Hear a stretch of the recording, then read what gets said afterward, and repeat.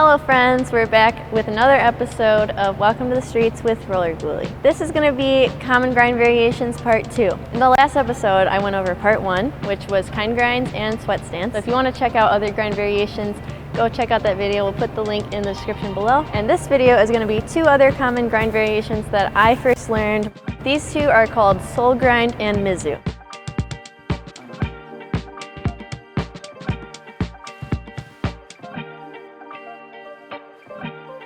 You might hear them referred to as different names, and that's totally okay, but that's just what I call them because that's how I was taught that they were called when I first learned them. They come from rollerblade terminology. Inlines and rollerblades have sole plates, which we do not have. So the soul grind is probably going to be referred to as something different as skating progresses and heads in this direction. But for now, that's what a lot of people commonly call it. Soul grind and Mizou tend to build off of the 50-50.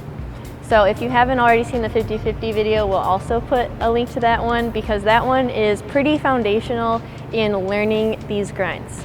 But I do find that Makios, which I also did an episode on, and 50-50s do help a lot because they are a little bit easier to get the foundation of those skills down. Once you have those down really well, you just have to start tweaking your foot placement, and that opens up a whole world of different grinds. Soul grind is going to be similar to a 50-50 depending on how you do your 50-50. Just showing on the ledge really quick, when I 50-50, I have my outside foot in front. So my 50-50s look like this. Some people 50-50 with their front foot in the back. So it looks like this. If you're like me and you 50-50 with your outside foot in the front, all you have to do to soul grind is tweak that front foot to be kind of like a reverse T-stop. If you 50-50 the other way, instead of thinking about it like a 50-50, that might not be as natural feeling for you. Just concentrate on your Makios. And again, Makio is just one foot. So you want to focus on that foundational skill we learned with the Makio, and now you're just adding a foot to it. Well, I've even seen people learn it where they're doing a Makio and they're kind of hovering their foot just to get used to having a foot and weight in front of their Makio foot without actually putting it down. Because even having your foot in different places, back or front from a Makio, can change your weight distribution and balance.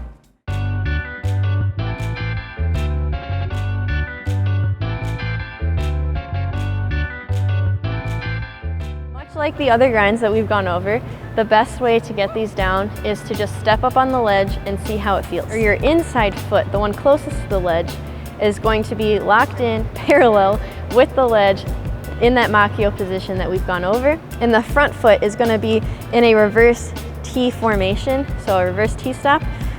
So your toes are pointed in towards the ledge. Your heel is faced out away from the ledge. But I kind of figured out over time that it's a little bit easier if it's like a soft reverse T-stop position. So I open up my foot just a little bit so it's not such a harsh T, and it's more like a soft T. Once you are stepping up onto the ledge and you're getting that foot placement, you feel comfortable with it, now you're going to start jumping into it. And again, always trying to jump with 2 feet at the same time, not one after the other. Once you feel like you're comfortable with that and you're ready to move on, we're going to start adding momentum to it. You want to slowly add momentum. Don't just go full speed for it at first because you want to make sure you're comfortable getting on there first. So the approach is going to be similar to a 50-50 approach. When I do a front side, I usually come at it at about a 45-degree angle, sometimes a little less. And when I come at a 50-50, I am usually pretty parallel with the ledge. I find it easier to jump on and get the right positioning if I'm parallel and fairly close to the ledge before I jump on. So soul grinds are like kind and sweat, which is what I went over in the last video, where you don't have to do them a certain way. When I first learned these, I learned them like they were a front side. So I'm doing a front side and I'm sliding to the right. And I was told to just put my back foot and bring it in. But then I had someone tell me to try to approach it like I was doing a 50-50. And this kind of unlocked soles to be a little bit easier for me. And now that's how I do them. So I just wanted to share that quick tip tidbit to just show that people do these differently, and you might be one of those people that does them different than I do. But if you're like me, you're going to do it where you're parallel with the ledge, you are faced towards the direction that you're going to jump on like you're going to do a Makio or 50-50 with that front foot turned in. Once you have your approach down, you have your foot positioning down, you're going to add more speed. If you're still experiencing wheel bite, once you start adding more and more speed, you can start adding a bit more of a bend to your back foot, the one that's in a Makio position, and that could help put your weight placement more in your back foot than the front foot, and that will take a little bit of the pressure off the front foot and will create less wheel bite. So try playing with your weight placement, but make sure you're not just leaning backwards. You never want to do that because that creates instability. You just want to have a bend. For your exit, same thing as the other ones we've gone over. Landing forward is going to be the easiest because that's where your body's already faced and naturally is going to want to go. You can also 180, whichever direction feels comfortable. With a Soul, you now have your body kind of closed off in this direction. So it's going to be a little bit harder to rotate this way, but 180ing the direction that your body's open up to is always going to be a little bit more natural. This would be called outspin because you're going in the direction that your body's closed off. So you're out spinning to 180, or you can 180 in the opposite direction, which is going to feel a little bit more natural because your body's already opened up to that direction. That's in spin. You can also try to 360 out of this. Do whatever feels good to you. You can try different variations. Things that can go wrong with the Soul Grind. You get wheel bite in that front foot, or you have too much weight in the front foot and you get hung up. But we've already gone over how to try to correct that. The other thing could be you're so focused on getting the front foot down that you start to miss the Makio lock-in. If that happens to you, try to really focus on your back foot and regain the muscle memory of doing a Makio. So if you're having trouble with where your feet are locking in on the ledge, if you're jumping up on top and you're missing it, try to think of it like a rail and that you have to land on the edge. That's what helps me, at least.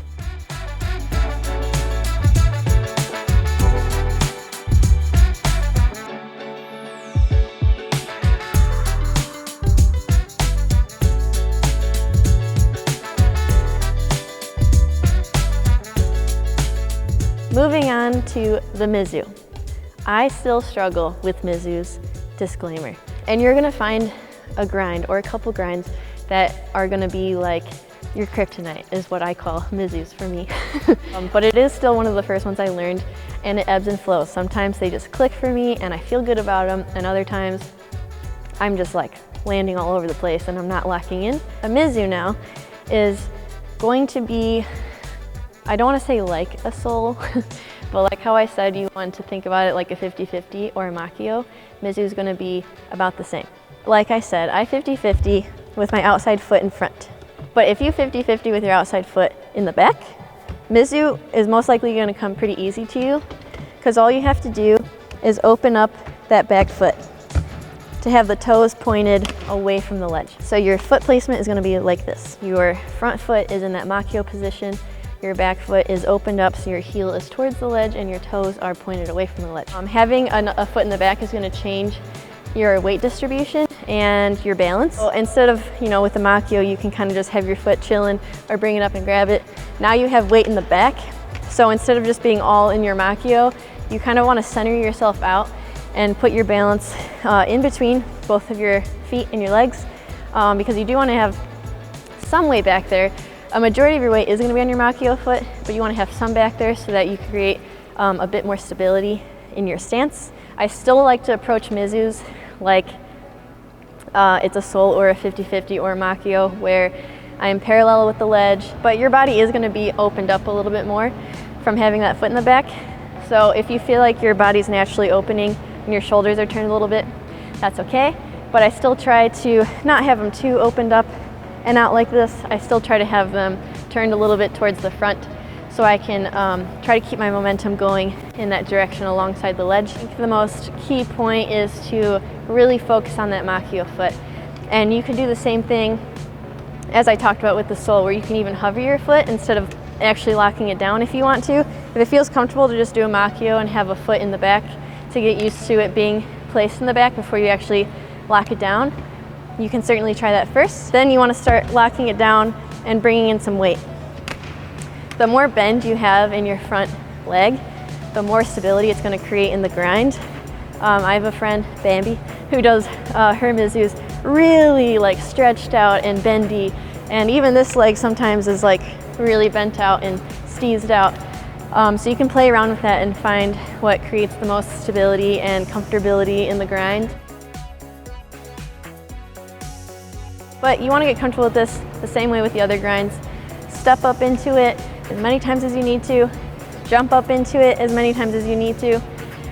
Jumping into it and drilling it is going to be really crucial in getting it consistent as you start carrying momentum into it. Once again, your approach is going to be fairly parallel to the ledge, and you want to jump on with both feet. Try to get that lock in. Once you're comfortable with that, you're going to start adding more and more momentum. With your exit, you can come up forward, you can 180. Now your body's open, so 180ing this way is going to feel a little bit more natural. You can 180 the other way, which would be towards the direction that your body's closed off, and you can 360. So play around with your exits. Always make sure you're keeping in mind absorbing your landing to keep yourself safe, and it's always good to just have that drilled so that you don't even have to think twice about absorbing your landing. Like I said, the common things that could go wrong is just not locking into the right place, and you just needed to drill the foot placement. And the other thing is, if you feel like your foot's not fully opening, you might want to try opening up your hips a little bit more.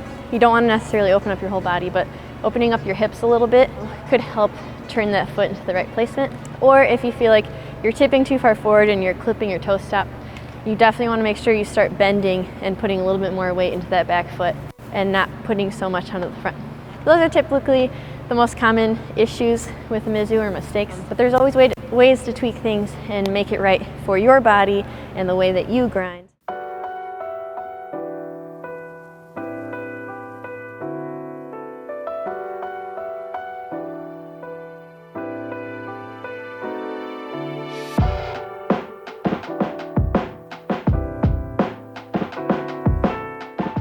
Thanks so much for tuning into this episode. I really hope going over these grind variations was helpful to you and that you enjoyed them and have fun with them. Like I said, everyone has favorite grinds versus others, so hopefully something out of the last 2 episodes gave you something fun to play with. If you want to stay tuned on the rest of this series, welcome to the streets. Make sure you subscribe to our channel or follow us on Instagram to be notified of when the next episode comes out. Thanks again to Fargo Skate Park for letting us use their facility to film these videos. And thanks to you for your support as always. We appreciate it so much here at Moxi, and I can't wait to see you in the next episode.